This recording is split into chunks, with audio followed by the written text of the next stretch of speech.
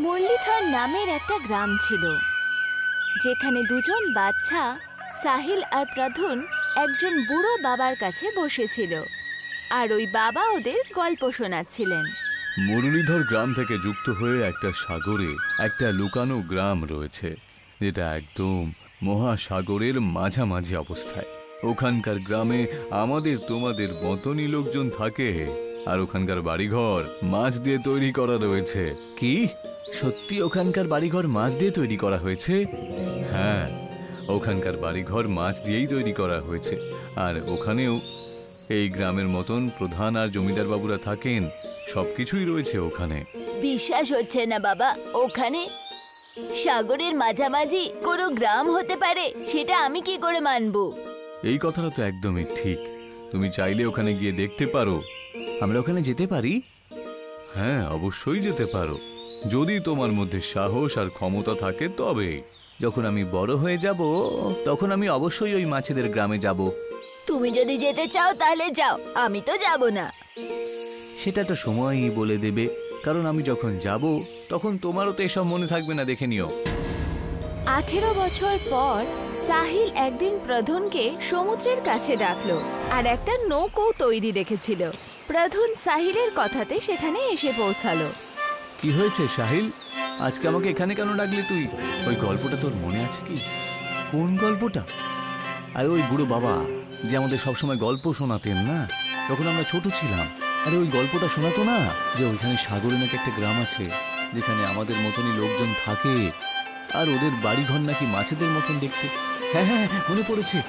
1 minute, কিন্তু তোর হঠাৎ করে এই গল্পের কথা মনে পড়লো কেন? হ্যাঁ, আর আমরাই বা এই মুহূর্তে এখানে কেন? হ্যাঁ সাহিল, তুই কি করার কথা ভাবছিস বলতো?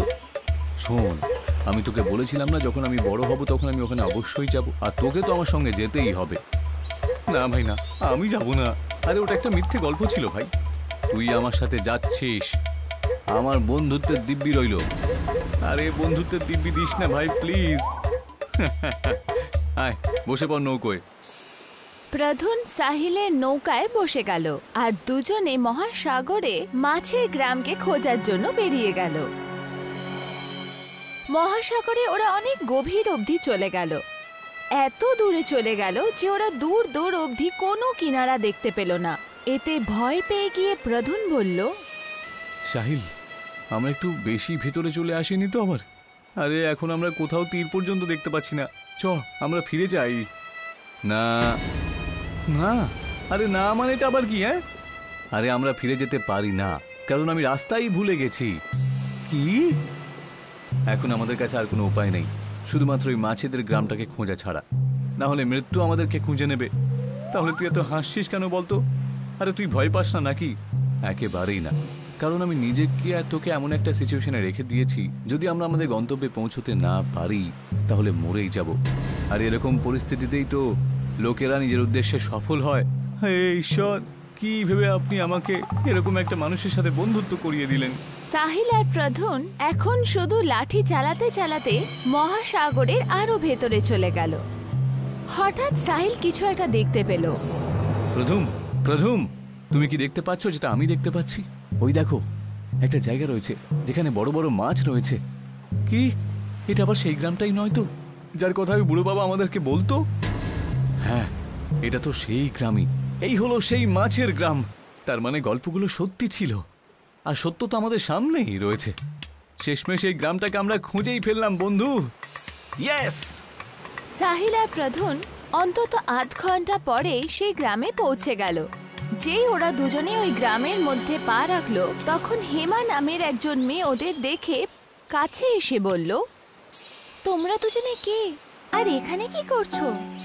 এই গ্রামের ব্যাপারে আমরা শুনেছিলাম, সেই জন্য খুঁজতে খুঁজতে এখানে চলে আসি। বাইরের লোকের এখানে আসা মানা আছে, এই গ্রামে তোমাদের স্বাগত করা হবে না। আমাদের ক্ষমা করে দিন, আমাদের একটু খাবার, জল আর খাবার দয়া করে দিয়ে দিন, তারপর আমরা চলে যাব। ঠিক আছে, আমার পেছনে পেছনে আসো। শিল্পা সাহিল আর প্রধুনকে নিজের বাড়িতে নিয়ে এলো, যেটা মাছের আকারের ছিল। আরে সাহিল, এটা তো সত্যি সত্যি মাছেদের বাড়ি রে। এখানে সমস্ত বাড়িঘরগুলো মাছেদের মতনই। ঠিকই বলেছিস, এখানে এসে আমার স্বপ্নটা কিন্তু পূরণ হয়ে গেল। ওরা দুজনে শিল্পার ঘরে বসে গেল। শিল্পা ওদের খাবার জন্য খাবার আর তেষ্টার জন্য জল দিল। যখনই ওরা দুজনে খাবার খেয়ে উঠতে যাচ্ছিল তখন শিল্পার ভাই সেখানে এসে পৌঁছালো। এরা দুজনে কি যারা বাইরে থেকে এসেছে? হ্যাঁ, প্রধান আস্তে আস্তে সাহিলকে বলল, এরা নিশ্চয়ই আমাদেরকে মারতেই এসেছে। এই সব কিছু তোর জন্যই হচ্ছে। কিন্তু হ্যাঁ রে ভাই, কোথায় যে ফেঁসে গেলাম। সাহিল সুরেশকে বলল, ভাই আমরা সত্যিই ফিরে যাব, আর এই গ্রামের ব্যাপারে আমরা কখনো কাউকে বলবোই না। হ্যাঁ ভাই, সত্যি আমরা সমুদ্রে কখনো পাও দেব না। শুধু আমাদেরকে ছেড়ে দাও। কি আচ্ছা, তোমাদের কি মনে হয় আমি কোনো গুন্ডা নাকি? হ্যাঁ, আসলে আমাদের আপনাদের সাহায্যের প্রয়োজন এই গ্রামকে বাঁচানোর জন্য। কার থেকে? আমাদের প্রধানের কাছ থেকে। 1 মাস আগেকার কথা। 1 মাস আগে আমাদের গ্রামে প্রধানকে বেছে নেওয়া হয়, আর একজন নতুন প্রধানকে জাদুর মতির মালা পরানো হয়, যেটা পরার পরে প্রধানের কাছে জাদুর শক্তি চলে আসে। আর তার কারণে যদি গ্রামের লোকজন প্রধানের কথা না শোনে, তাহলে সে তার নিজের শক্তি দিয়ে তাদের উপর নিয়ন্ত্রণ করতে পারে। আমাদের গ্রামে একটা জাদুর আয়নাও রয়েছে, যেটা আমাদের গ্রামকে বাইরের জগতের সঙ্গে জুড়ে রাখে। প্রধান নিজের শক্তির সাহায্যে ওই আয়নাটাকে নিজের বাড়িতে রেখে নিয়েছে। এখন আমি বাইরের জগতেও নিজের আতঙ্ক ছড়িয়ে দিতে পারবো। যে মতিগুলো এই গ্রামে খুব সহজেই পাওয়া যায়, সেগুলো আমি বাইরের জগতে বিক্রি করে অনেক বড়লোক হয়ে যাব। আর নিজের শক্তির ব্যবহার করে গ্রামের লোকেদের কি মতি দিতে আমাকে বলবো। প্রধান যে এত লোভী হবে সেটা আমি কোনোদিনও বুঝতেই পারিনি। আমাদের গ্রামের মতির মধ্যে শক্তি থাকে, আর সেটা নিয়ে যদি কেউ ছেলে খেলা করে তাহলে তার সমস্যা আমাদের গ্রামকেও ভুগতে হবে। তাহলে আপনি চানটা কি? আমরা এতে আপনাকে কি করে সাহায্য করতে পারি? কারণ আপনারা এই গ্রামের নয়, তাই আপনাদের ওপর প্রধানের শক্তি কোনো কাজই করবে না। ও, বুঝতে পেরে গেছি, একদম বুঝতে পেরে গেছি। আপনি চান যে প্রধানের কাছ থেকে ওই আয়নাটা, যেটা বাইরের জগৎকে এই মাছের গ্রামের সঙ্গে জুড়ে রাখে, সেটা ওর বাড়ি থেকে চুরি করে নেব, তাই তো? আরে ও তো আবার মতির শক্তির ব্যবহার করে ওই আয়না নিয়ে নেবে। ওই মতির মালা ওর গলা থেকে আমাদেরকে চুরি করতে হবে। আগে একদম। ওকে তো আমরা খুব ভালো মনে করেছিলাম, কিন্তু ও ভালো নয়, ও তো একজন লোভী। কোনো ব্যাপার না, আমাদের ওপর সবকিছু ছেড়ে দিই। সুরেশ আর শিল্পা দুজনেই প্রধানের বাড়ির সামনে এসে পৌঁছালো আর প্রধানকে আওয়াজ দিল, প্রধান মশাই, প্রধান মশাই। প্রধান যখন এই আওয়াজ শুনলেন, কে যে এত সকাল সকাল চিৎকার করছে? হ্যাঁ, গিয়ে দেখে আসি। প্রধান ঘরের বাইরে এলেন। এই যে তোমরা দুজন ভাই বোন, তাই না? কি হলো? তা সকাল সকাল আমার বাড়ির সামনে এসে চিৎকার করছো কেন? প্রধানজি, গ্রামের মূল্যবান মতিগুলোকে বাইরের জগতের সাথে বিলোবেন না, এটা আমাদের গ্রামের জন্য ভালো নয়। হ্যাঁ, আমাদের গ্রামে এই অমূল্যবান মতির কারণেই বাইরের জগতের সঙ্গে যুক্ত। এখান থেকে বেরিয়ে যাও, না হলে তোমাদের এমন টাইট দেব না আমি যে তোমাদের মাথা একেবারে ঘুরে যাবে। জানোই তো জাদুর মতির শক্তি আমার কাছে রয়েছে। প্রধান মশাই, এটা অন্যায়। সাহিল আর প্রধান চুপচাপ প্রধানের ঘরে ঢুকে গেল। সুরেশ আর শিল্পা সেখানে শুধু প্রধানের মনোযোগ সরানোর জন্য এসেছিল। প্রধান অন্যদিকে নিজের হাত আগে করলো আর সুরেশ আর শিল্পাকে বলল, তোমরা দুজন এই মুহূর্তে মূর্তির মতন দাঁড়িয়ে পড়ো।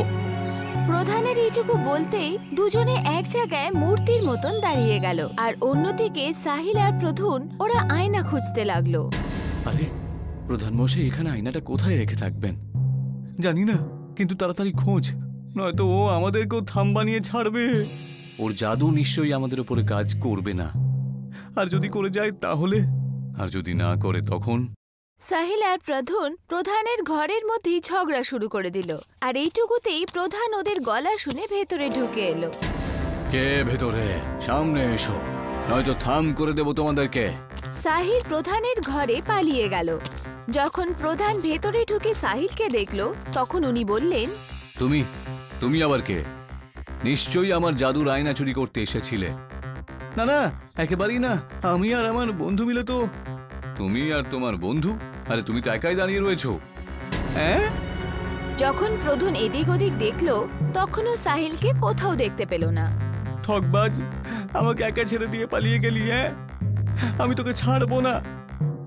তৈরি হয়ে নে থাম হওয়ার জন্য। প্রধান নিজের চোখ বন্ধ করে নিল। আর প্রধান প্রধানকে বলল, আমার শক্তি দেখাও নিজের চমৎকার, আর বানিয়ে দাও একে থাম।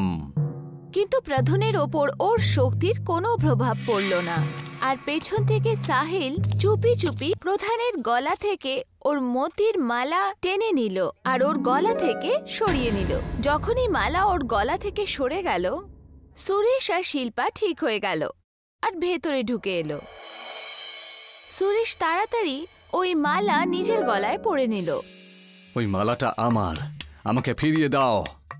এই মতিগুলোর শক্তি এখন আমার কাছে একদম সঠিকভাবেই থাকবে। হে মতিদের শক্তি, আমার কথা শোন আর বানিয়ে দে একে থাম। সুরেশের এইটুকু বলতে প্রধান একটা দেয়ালের মতন একই জায়গায় না নড়ে চড়ে দাঁড়িয়ে থাকলো। আর পরের দিন গ্রামবাসীরা সুরেশকে প্রধান বানিয়ে দিল আর একটা আয়নাও সুরেশ পেয়ে গেল। সুরেশ আর বাকি সবাই ওই জায়গাতেই ছিল যেখানে সাহিল আর প্রধান নিজের নৌকা নিয়ে এসেছিল। তোমাদের দুজনকে অসংখ্য ধন্যবাদ, সাহিল আর প্রদ্যুম। এটা তো আমার কর্তব্য ছিল সুরেশ, আর আমারও। আপনারা যদি এই আয়নার ভেতরে ঢুকে যান তাহলে সোজা নিজের গ্রামে পৌঁছে যাবেন। সাহিল আর প্রধান দুজনেই ওই আয়নার ভেতর ঢুকে গেল আর সোজা নিজের গ্রামে পৌঁছে গেল। ওরা দুজনেই সব গল্প গ্রামবাসীদের শোনালো। এই কাহিনী সমুদ্রের লুটেরা শামশেরার, যে খুবই জানা মানা সমুদ্রী লুটেরা ছিল। নিজের সাথীদের সাথে গন্ডগোল করাই তার একমাত্র কাজ ছিল। শামশের আর তার সাথীরা যেই মাত্র সুযোগ পেত, ওরা এসে গ্রাম আর বস্তিগুলো লুটে চলে যেত। আরে আমি শুনেছি যে রামনগরে নাকি সোনার পাহাড় রয়েছে, আমাদের ওখানে যাওয়া উচিত। ওখান থেকে আমরা এত সোনা পাবো যে সারা জীবন অ্যাশ করে কাটাতে পারবো। হ্যাঁ আগে হুজুর, আর আমি তো এমনি ক্লান্ত হয়ে পড়েছি এত কাজ করে করে। একবার আমরা লুট করব আর বিশাল বড় লুট করব। হ্যাঁ, শামশের নিজের সাথীদের সাথে সেই সোনার খাদানে পৌঁছে যায় আর ওখানে যাওয়া মাত্রই সমুদ্র দেবতার শ্রাপ লেগে যায়। চালবাজ শয়তান, তোরা তোর কর্মের জন্য এখানে আসিসনি, বরং আমার মায়ার জন্য এখানে এসেছিস। এই সোনার পাহাড়ে যে আসবে সে সমুদ্রে বন্দী হয়ে যাবে। তোর সারা জীবনে তুই ওই সমুদ্রের একটা ছোট্ট জায়গায় কাটাতে হবে। আর একবার যদি বাইরে পা রেখেছিস তাহলে তোদের প্রাণ সংকটে পড়বে। আর ওই টাপু থেকে বেরোনোর শুধু একটাই উপায় রয়েছে, শুধু লোকেদের সেবা করতে হবে। না, এমনটা করো না, না। সমুদ্র দেবতার শ্রাপের কারণে শামশের আর তার সাথীরা একটা আইল্যান্ডে পৌঁছে যায়, যেখানে অনেক বছর থাকার পরও ওরা মুক্তি পেতে পারে না। আরে দুটো বছর হয়ে গেল, আমরা বাইরে যেতে পারবো না, আর আমাদের কাছে কেউ আসছেও না। আমরা কি এমন পাপ করলাম? কি করবো ওস্তাদ, আমিও আপনার সাথে ফেঁসে গেছি। এই অভিশাপ থেকে কি করে মুক্ত হব সেটা তো আমিও জানি না। সমুদ্র দেবতার অভিশাপ, লোকেদের উপকার করতে হবে, আর লোকেদের সাহায্য করলেই আমরা মুক্তি পাবো। এটা ছাড়া আর কোনো উপায় নেই আমাদের। শামশের আর তার সাথীরা কথাবার্তা বলছিলই, তক্ষুনি সমুদ্র থেকে একটা লাকড়ির ছোট্ট টুকরোয় রঘুবীর তার কাছে চলে আসে, যে খুব খারাপ অবস্থায় ছিল। বাঁচাও, আমাকে বাঁচাও, কে আছো? আমাকে বাঁচাও এক্ষুনি, আমি ডুবে যাবো এক্ষুনি। হুজুর, ওই দেখুন, ওখানে একটা লোক এদিকে আসছে আর ও এক্ষুনি ডুবে যাবে মনে হচ্ছে। আমি 2 বছরে একটা লোক এখানে প্রথমবার দেখছি।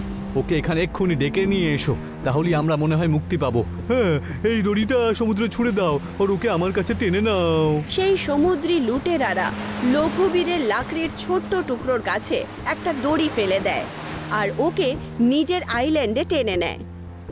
ধন্যবাদ, ধন্যবাদ, তোমরা আমাদের প্রাণ রক্ষা করেছো, নাহলে আমার যে কি হতো কে জানে। আরে তোমরা কে বলো তো? আমরা হলাম সামুদ্রিক লুটেরা আর এখানে বন্দী হয়ে গেছি। আর তুমি হলে আমাদের আসল আশা, যে আমাদের এখান থেকে বের করতে পারবে। রঘুবীর তাদের কথা শুনে ভয় পেয়ে যায়। তখন শামশের ওকে সমস্ত কথা খুলে বলে দেয়। বাবা রে, তোমাদের সাথে দেখছি খুবই অন্যায় হয়েছে। হায় হায় হায়, এখন কি করে বেরোবে এখান থেকে? আমার নয়, ঠিক আছে, আমি যেভাবে হোক কারুর কাছ থেকে সাহায্য নিয়ে নেবো, কিন্তু তোমরা? এই তুমি আমাদের নিয়ে এখানে মস্করা করতে এসছো, আমাদের সাহায্য করতে এসেছো, কিন্তু মনে রেখো আমরা হলাম সামুদ্রিক লুটেরা। তোমরা বলছো লোকেদের উপকার করলে তোমরা অভিশাপ মুক্ত হবে, তাহলে তোমরা ধাবা খুলে নাও একটা। তোমাদের নৌকার সাহায্যে আমরা লোকেদেরকে এখানে নিয়ে আসবো, ঠিক আছে? তাহলে লোকের এখানে আসবে, যাবে, আর তোমরা এখানেই থাকবে, আর এতেই তোমাদের সব সমস্যা মিটে যাবে, তাই না? আর আমি খাবার দাবার খুব ভালোই বানাই। হ্যাঁ, একদম ঠিকই বলেছে রঘুবীর দাদা, এটাই একমাত্র উপায়, আমরা এখান থেকে বেরোতে পারবো। তাহলে ঠিক আছে, আমরা আজ থেকেই সবকিছু ব্যবস্থা করে নেব। এইখান থেকে গাছ কেটে একটা খুব সুন্দর ধাবা বা রেস্টুরেন্ট তৈরি করো তো। শমশেরের কথা শুনে ওর সাথীরা সেরকমটাই করলো। একটা বড় সমুদ্রি ধাবা বানিয়ে তৈরি করে ফেললো। এবার দেখো আমার সমুদ্র ধাবা তৈরি হয়ে গেছে। রঘুবীর, এরপর তোমাদেরই সব ব্যবস্থা করতে হবে। যে করি হোক এখানকার গ্রাহক নিয়ে এসো। আরে তুমি সেসব নিয়ে চিন্তা করো না, যে করি হোক লোকেদেরকে এখানে আমি নিয়ে আসবো। তুমি শুধু ভালো ভালো খাবার তৈরি করে দেখো, ঠিক আছে? আরে তুমি সেসব চিন্তা করো না, যে একবার এখানে আসবে না সে আর কখনো ভুলবে না। শমশের আর তার সাথীরা মিলেমিশে ধাবার জন্য খাবার বানানো শুরু করে দেয়। সবাই মিলেমিশে মাছ, চিংড়ি আর অনেকগুলো ডিশ বানিয়ে তৈরি করে দেয় আর রঘুবীরের অপেক্ষায় বসে পড়ে। অন্যদিকে রঘুবীর লোকেদেরকে সমুদ্রি ধাবায় আসার আমন্ত্রণ দিতে শুরু করে। চলো চলো সমুদ্র ধাবায় চলো, ভালো ভালো খাবার খাবে চলো, আর শহরের ভিড় থেকে বাঁচবে চলো চলো চলো। পরিবারকে সঙ্গে করে নিয়ে এসো আর ধাবায় নিয়ে চলো, নিজেদের বাচ্চাদের খাওয়াবে চলো। সমুদ্রি ধাবা? এটা আবার কি দাদা? আমি তোমাদেরকে সমুদ্রের মাঝখানে নিয়ে গিয়ে ধাবার খাবার খাওয়াবো, একদম জলের মাঝখানে। এটা শুনেই এত ভালো লাগছে। আমি সবাইকে আপনার ধাবায় নিয়ে আসব। সমুদ্রের ধাবা? আমিও আপনার সাথে যাব। তাড়াতাড়ি করো, তোমরা সবাই সমুদ্রের ধারে চলে এসো, নৌকায় ওঠো। তোমাদের সবাইকে সমুদ্র ধাবায় নিয়ে যাবো, ঠিক আছে?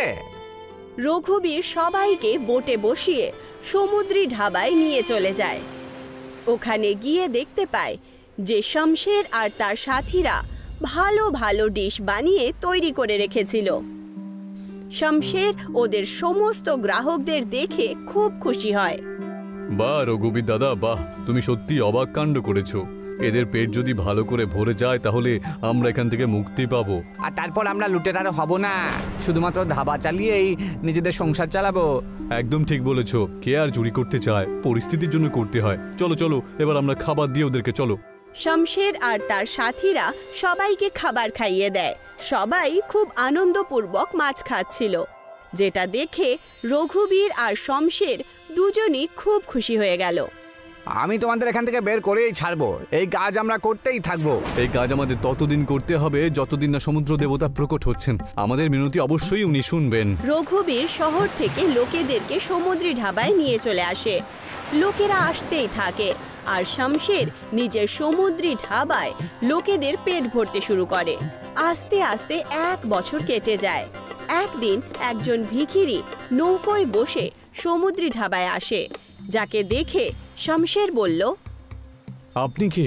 আপনাকে আমি এখানে প্রথম দেখছি। আমি এখানে প্রথমবারই তো এসেছি। আরে একজন ভিখারি, খুব খিদে পেয়েছে ওর, তাই ওকে আমি এখানে নৌকোয় তুলে নিয়ে এলাম। ওকেও খাবার খাইয়ে দাও। আর এটার বলার কি আছে? এই কাজটা তো আমরা অবশ্যই করব। শমশের ওই বুড়ো লোকটাকে নিজের হাত দিয়ে খাবার খাইয়ে দেয়। যেই মাত্র ভিখিরি প্রথম গ্রাস উনি খেলেন, ওই সমুদ্রী দেবতার রূপে উনি প্রকট হলেন আর বলতে শুরু করলেন, আমি তোমার পরিশ্রম আর ভালো চিন্তাধারায় প্রসন্ন হয়েছি শমশের। তুমি শুধুমাত্র বাইরে থেকেই নয়, ভেতর থেকেও তুমি নিজেকে পাল্টে ফেলেছ। সেই জন্য আমি প্রসন্ন হয়েছি, আর সেই কারণে আমি তোমাকে আর তোমার বন্ধুদেরকে এখান থেকে মুক্ত করছি। আমি সব কিছু এখন ভালো মতন বুঝে গেছি প্রভু। এখন থেকে আমি এই টাপুতেই সমুদ্রের ধাবা চালাবো আর লোকেদের খিদে মিটিয়ে দেব। সেই জন্য তোমাকে আমি একটা বরদান দিচ্ছি। তুমি আর তোমার এই বন্ধুরা, তোমরা এই ধাবাতে যা তৈরি করবে সেটা কখনোই শেষ হবে না, সারা জীবন থাকবে। তথাস্তু। এইটুকু বলে সমুদ্রী দেবতা অদৃশ্য হয়ে যান। ওনার কথা শুনে শমশের আর রঘুবীর নিজের জাদুই সমুদ্রী ধাবা চালানো শুরু করে দেয়। দেখতে দেখতেই সমস্ত শহর আর গ্রামের লোকেরা সমুদ্রী ধাবায় খাবার খেতে চলে আসে আর সবাই হাসি খুশি ওখানে এসে খাবার খায়। আজ শমশের আর তার সাথীরা শ্রাপ মুক্ত হয়ে শহর আর গ্রাম ঘুরতে চলে যায়। সমস্ত লোকেরা হাসি খুশি থাকতে শুরু করে। নীলগিরি পর্বতের কাছেই একটা সমুদ্র ছিল। ওখানে ভোলা নিজের স্ত্রী আর বাচ্চাদের সাথে থাকতো আর সে নুন নিয়ে বিক্রি করার কাজ করত। मैं कोई ऐसा गीत गाऊं कि आरज़ू जगाऊं अगर तुम कहो ला ला ला ला ला ला ला ला ভোলা সব সময়ের মতোই সমুদ্রের কিনারায় গিয়ে নুন একত্রিত করতে চলে যায়। নুন একত্রিত করে সেগুলোকে ছেঁকে সেগুলো অল্প অল্প দামে বিক্রি করত। এই যে বলো লম্বর দাদা, কত টাকা দিয়ে কিনবে আজকে আমার নুন? আরে যে টাকা দিয়ে রোজ কিনি তার থেকে 10 আনা কম, আর কাল থেকে হয়তো দাম আরো কমে যাবে। আরে দাম যদি এইভাবে সবসময় কমতেই থাকে তাহলে আমার সংসার কিভাবে চলবে? বাড়িতে আমার একটা বাচ্চাও তো রয়েছে যার বয়স খুবই কম, একটু তো পয়সা বাড়ান আপনি। আরে আমার হাতে কিছু নেই, এই সবই ওপরওয়ালার কর্মচারী করেন, ওনাকেও তো টাকা দিতে হয় তাই না? আরে আপনার কাছে যদি আরো কোনো কাজ থাকেন তাহলে আমাকে দিন না। যদি আমার কাছে থাকতো কোনো কাজ তাহলে তো আমিও তো সেটাই করতাম, আর এই একই কাজ করে করে করে আমিও তো বিরক্ত হয়ে গেছি তাই না? ভোলা আগে থেকেই নুন বেশি দামে বিক্রি না করার কারণে খুব চিন্তিত ছিল। আর ততক্ষণই ওখানে একটা চৌকিদার আসে আর তাকে বলতে শুরু করে, এইভাবে লুকিয়ে লুকিয়ে পালিয়ে যেও না, আমি তোমাকে মুখ লোকাতে দেখে নিয়েছি। আরে না না বাবু, আমি আবার কোথায় পালাবো? আমি তো আমি আমার ঘামটা মুছছিলাম, আপনি শুধু শুধু চিন্তা করছেন, এটা ঠিক নয় কিন্তু। এই সোজা কাজের কথায় আসি, হপ্তা বের করো, হপ্তা। হ্যাঁ এই নিন পুরো 500 টাকা। ভোলা সেদিন যেটুকু টাকা রোজগার করেছিল সমস্ত টাকা ওই চৌকিদারকে দিয়ে দেয় আর বেঁচে থাকা 100 টাকার খাবারের জন্য কিছু জিনিস কিনে নেয় আর বাড়ি চলে আসে। তুমি এই যে অল্প স্বল্প খাবার এনেছো, এতে কার পেট ভরবে বলো? আর ফালতু কাজ করা বন্ধ করে দাও তুমি, আর চলো আমার মায়ের বাড়িতে, তোমাকে কোনো না কোনো চাকরি আমি দিয়ে দেব। যা এনেছি তাই খেয়ে নাও গিন্নি। আমি জানি যে তোমার শ্বশুর বাড়ির লোকজন কেমন, আর ওরা কি কথা বলে। নিমন্ত্রণ জানিয়ে আমাদেরকে ভান্ডারে ঢুকিয়ে ফেলেছিল আর বললো যে খাবার খেয়ে নাও, এটা কোনো বাজে কথা? যা ইচ্ছে তাই করো, আমার কি? আমি তো ব্যাস নিজের কথাই বলছিলাম তোমাকে। সেই রাত্রিবেলায় জঙ্গলের কিছু ডাকাত সেই গ্রামে আসে যারা শহর থেকে হিরে চুরি করে এনেছিল, আর ওরা সমুদ্রের কাছে একটা ঝাড়ির পেছনে লুকিয়ে পড়ে।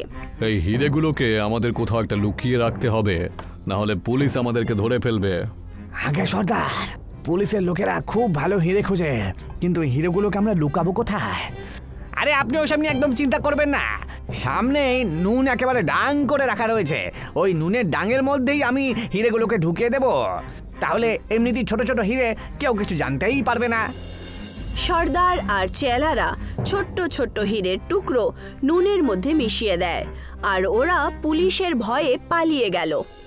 পরের দিন যখন ভোলা নুন একত্রিত করতে সেই জায়গায় পৌঁছলো, তখন তার চোখে হীরের চমক আসলো।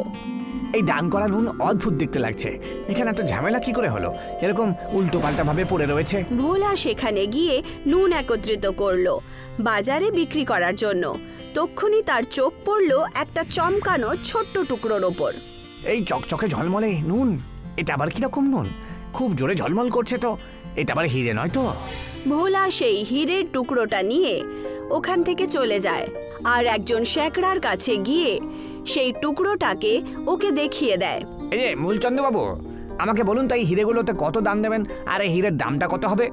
আরে ঠিক করে কথা বলছো তো, তুমি নুনের জায়গায় বরং হিরেও বিক্রি করতে শুরু করেছো, আর হিরে তোমার কাছে করতে গেল?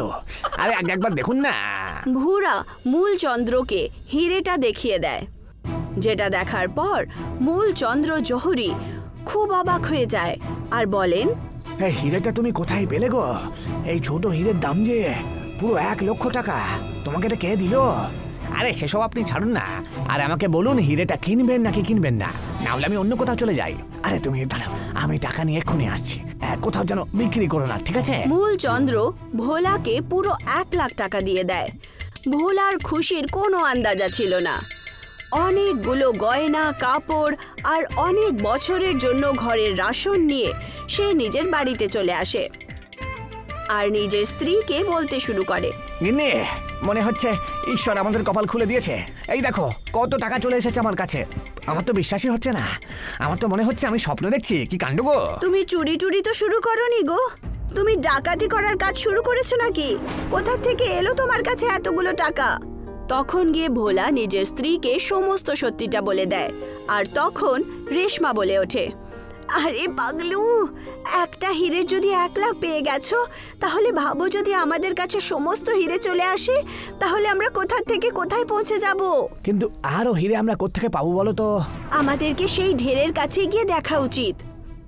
রেশমা আর ভোলা সেই হীরের নুন মানে সমুদ্রের কিনারায় পৌঁছে যায় আর ওখানে গিয়ে নুনের মধ্যে থেকে হীরে খুঁজতে শুরু করে আর ওরা অনেকগুলো হীরে খুঁজে পায়। ততক্ষণেই ওখানে পুলিশরা চলে আসে, যাদের বন্দিতে সেই ডাকুরা ছিল। এই এবার বলো তো তোমাদের সর্দারকে, শিগগিরই বলো কে তোমাদের সর্দার, বলো। এই যে দাঁড়িয়ে রয়েছে ওই হলো আমাদের সর্দার, ভুরা ভুরা। আরে কি আজে কথা বলছো? আমি তো তোমাকে চিনিই না, আর তুমি আমার নাম কি করে জানলে? আরে ভুরা দাদা, তুমি এরকম মিথ্যে কথা কেন বলছো? এখন আমাদের সব খেলা শেষ হয়ে গেছে। ইন্সপেক্টর বাবু, যদি আপনি বিশ্বাস না করেন তাহলে ভুরার বাড়িতে গিয়ে একবার দেখবেন চলুন, আর ওর হাতে তো এখনো হিরে রয়েছে। ততক্ষণেই ওখানে একজন হাবিলদার চলে আসেন আর বলেন, আগে ইন্সপেক্টর বাবু, এই কথাটা সত্যি যে ভুরার বাড়িতে সোনার গয়না আর অনেক জিনিসপত্র, মূল্যবান জিনিসপত্র পাওয়া গেছে।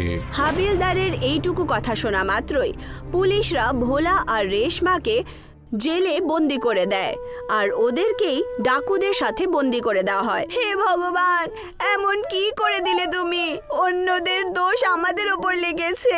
আমরা এমন কি ভুল করলাম? আমি তো কিছুই বুঝতে পারছি না। আরে তুমি চিন্তা করো না, আমি কিছু একটা করছি।